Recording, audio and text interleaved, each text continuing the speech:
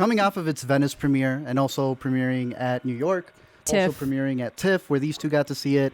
I have waited so long. I thought I was going to have to watch it on Netflix, maybe get a screener. But Hitman has premiered.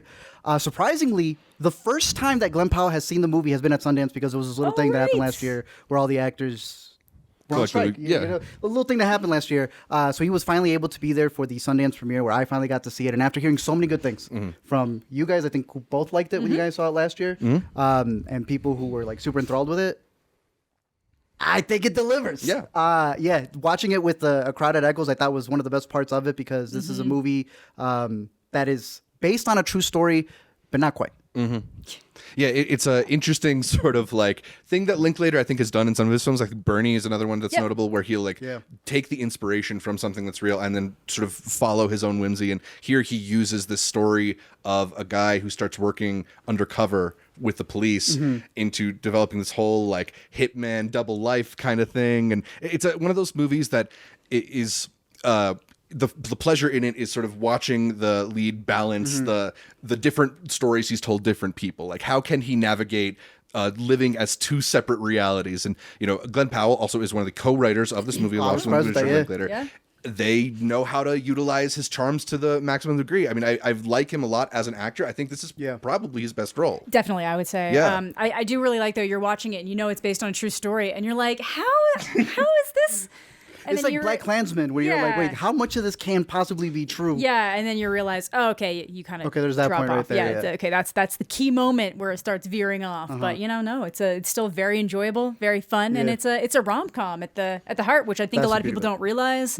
Unfortunately, I feel like sometimes those promo images do a really bad job showing what a movie's going to be about or the vibe of it, and I feel like that definitely happened with Hitman. They also made him look kind of ugly in that first main still that you see him, because he's supposed to be a little schlubby, because he's technically just like the computer guy, the one who tells the hitman what to do or kind of like organize them, until one day he needs to be in that role, and then he just turns it up a notch. Yeah. I mean, it's sort of like a classic movie trope, and like character pretends to be somebody else and realizes they like pretending more. Damn, than it works. But it's just very charming and fun throughout. I think just the spinning of plates nature of it works pretty well.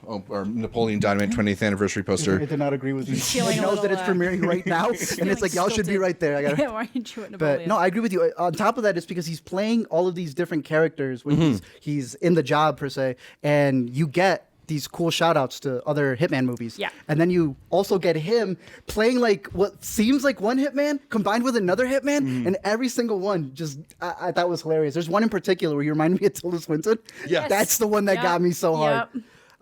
That, like you were saying, it's also a rom-com. When we arrived there was a lot of the signers who were always waiting for them to come off. Autograph who hounds. were waiting for Adria's character. Oh. I only saw one other still from this movie, and it does make it look more like a romance, where they're kind of like hugging each other. That needs to be the selling point in this movie. Absolutely. Because that really is the crux of it. You do have a majority of it, him kind of getting used to this role of being the hitman. But then when he meets this one character, things like, it changes the whole movie. And I think that's one thing that Linklater's always been good at, where, like, this is the guy who did the Before series, right? Yeah. And now he's making this? Yeah. Like, when you say that the guy who did the Before series also did School of Rock, like, it's fascinating. It is. Nacho Libre, right? Like, Nacho and he does it here, where he's playing with so many different tones and genres, and these two as leads, I think this is the sexiest movie of the fest. It is a steaming movie. The guy in front of me fell in love with her, and then slowly fell in love with him. It's definitely the stuff that sexual awakenings are made out of. It's really, really, it's fun, and I think it kind of goes the places you want to go with these characters, and it's really alluring. Yeah, almost Mummy level for the bisexuals, but not quite. I don't think you can compete with Rachel Weisz. True. And Mummy era Brendan Fraser. She's got a special quality to her. Yeah. Oh, that is true. That was an era right there. I'm not saying that they're back at that level. No, but But it's the fact that it's not just them being hot, right? Because I know that was your critique for Glen Powell and Sydney. You're like, but it's not fully there. Like, you wanted to see more of their characters acting aren't chops. there. Yeah, better dialogue. They have that here. They're both hot. Yeah. But it's the way they play off of each other in certain scenes, especially the scene, which is the only way I'll put it. The scene, yeah.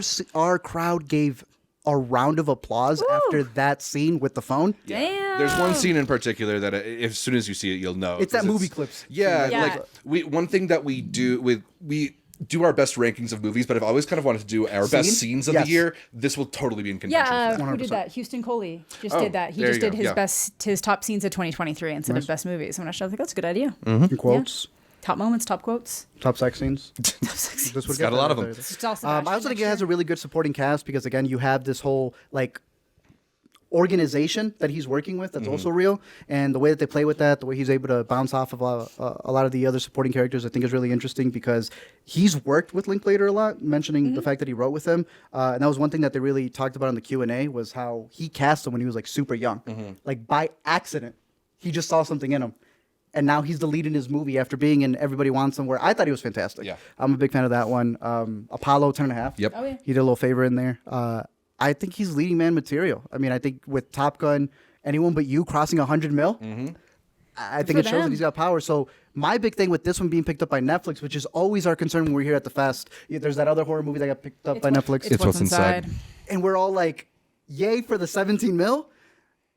Nah, it's not going to play in theaters, and that's really where you need to see it. They have a theatrical run for this one. But it's like that limited 2-week one just similar to to get The it Killer. in. Aren't you tired of that? Yeah. Yeah. I had to fly to a different city. For a killer, yeah. A different city. I think they need to follow what Apple does, and the Apple... Give it the proper theatrical release. release. Like Napoleon and Killers of the Flower Moon, where people don't know when it's going to come out on VOD. Like, it will get there eventually, but you're able to sell that in theaters. You can sell the VOD, and then people will still be there for Apple. And these ones are sellable. Like, I'll even I don't like that the Killer went right, but at least that one I'm like, okay, I can see why you might have a hard time marketing this one. Maybe, but I'm sorry, the Hitman. That's a easy. It's What's Inside. Not just easy. Not just off of marketing, but like word of mouth is going to be great on both. Woo! Damn, they're all going for you, man. Our library does not like me today. Or my ghosts. There's a hitman in this house. A presence coming after It's a us. presence in this But as house. you were saying. Yeah, I mean, I think just word of mouth on these are going to be really fun because they're so much fun to watch in a theater, to hear the ripples of laughter, to as you got that round of applause after a certain moment in the film, and you know, it's unfortunate that Netflix is kind of cutting its own movies off at the knee because I think, you know, we saw with something like May December, right? Like it makes a big splash at first, but ultimately it fades. And I think the theatrical release is one of the ways to really sustain interest and excitement around a movie. Glass Onion. Glass Onion's a huge one that they shit the bed there. And I would say that was disgusting. They're like in the same scenario here. They have a June release. That's going to be great for Netflix. You know, Father's Day, what better movie to watch at home? But dude, release it at the beginning of May. Have a whole month of people seeing it in theaters, and then and then hype it up for when it's Father's Day time. People can watch it at home. I don't know. It's dumb. It confuses me with the way that they market their movies. I think it's pretty goofy, but like even if their intention is to get people to watch it on Netflix, the longer and better it does in theaters, the more people will sign up for Netflix. It helps Netflix. It helps Netflix. You were talking about word of mouth, and that's one thing I'm interested in because when it came out of Venice, that's where a lot of people were like split on it, and we were getting a bunch of propaganda saying, it's not as good as people say. Some people were overhyping it, some people are not. Then it played at other places, and it got better and better and better reactions. TIFF, it got a really strong reaction. I think even it was so strong that it maybe set my expectations like wildly high. It was too high for me. Yeah, because the one thing that I think we should mention is this is kind of like a slight movie. It's very slight. It's one that's kind of about like the You know, it's cute. Like, but it is sort of the interactions between like 4 or 5 characters, right? Like, it's not this epic story of like how a hitman rose to infamy. It's how one thing got out of control, which is really fun. But you know, I think you have to know kind of that's more the speed of this movie. It's like it's got like elements of homage to all these classic like crime thriller things, but it is more of a rom-com at its heart. I wonder if it was just too mainstream for Venice. That's what I assume. Where you put a movie, right? Like Indiana Jones going to Con. Dumbest thing. It played well there. Well, it didn't play well because people didn't like it, but people didn't like it once it came out either. So I don't think you can blame Con on that. I apologize. I meant Oscar-nominated Indiana Jones and the Dial of Destiny. Look, people turned out. It was full. And it was hard work getting people in that theater on time. Like it was rough. But it was just people didn't like it, and then I don't think people liked it once it came out. Was also rough. Yeah, I don't think people liked it when it came out either. So I don't think that's Con's fault anymore. Well, I think Elemental had to bounce back. Elemental's got the craziest glow up of all time when it comes to box office. Still haven't seen it. I just hope that this one has a box office thing because also in terms of we always talk about actors, what makes a leading person, and when we do those brackets, we're not talking about they killed it on Netflix. Right. not having this movie come out in theaters also ruins this man's box out. Like, he has no receipts to show that it was that good. No one cares that your movie was If we #1 on do Netflix. another movie star bracket, Glen Powell and Sydney Sweeney are going to have to be much higher up on it than they were They previously. did 100 mil off of the lesser movie. Yeah. This is a better movie. And the trailers for that movie were not great. Yeah. The promotion, though, by accident, was effective. That's But no, fair, that's I fair. think Hitman was really good. I know you guys saw it a while ago. I'm the freshest off of it, but I thought it was a blast. This is like the easiest movie to recommend to anybody. You know? Oh, yeah. Like we there's movies here that we love. I saw TV Glow, but you're I not ain't never shown my recommending it to mom that. You're right. You know, there's some slower ones as well, but this is one that I think anybody would enjoy. Like, in a way, it's not my ideal landing place for it, but it is a good fit for Netflix because it is a movie that is going to cross demographics. Netflix. I just need to talk to them. Go. We just need to have a chat. Me and Netflix. call 'em up? Well, I already made a whole video about it. Okay, for which one? The Killer. What did it for Right. you? Oh, the Killer. Yeah, that's right. Yeah. Because you're done traveling. Yeah, I mean, I have to have a chat. I'm like, How why? about the part where you did travel to Toronto technically to see this? I did, and then I was like, and then the whole point is, but why did I have to? Why that's- did I have to travel to Toronto to see a David Fincher movie? Now, mind you, I'm not defending Netflix or anything here. AMC theaters don't play Netflix movies, and that's the biggest theater we have here. Right. AMC should fuck off. Did they play Killers of the Flower Moon? That's Apple. But why not Netflix at this point? If this is the same Because damn it's a thing with Netflix. I've been saying this for years. When they do their best picture brackets, they will allow a Hulu movie. They will allow an Apple What movie. is it with Netflix? It's the original Haters. instigator of this. the whole original Yeah, but one now thing, you got to right? give up on it unless if you're know. not going to keep that energy I for know. everyone else. It's I'm been a going to long have a time. chat with AMC too then. Hey, don't forget, even Scotiabank Theater in Toronto was not playing Roma when it premiered at TIFF because they had a thing against Netflix. That's how bad it got. So I know Netflix has a lot of haters out there, but Netflix, you do need to get a lot of these movies out there because this year is Yeah, stacked. because I do love Netflix. I think they pick up really good things. I think they Right? actually make really good things. They make a lot of Clifton's side. trash, but They got Women of the Hour. they got one of the hour. They've got this one. Like, they have such a stacked lineup. 2024 is going to kill it for Netflix. Yeah, but they then they're need gonna to play these in shit the theaters. bed with it like they did with Fair Play. So hopefully when this comes out, I believe it's an early June release. Yeah. People are able to catch it in theaters come May.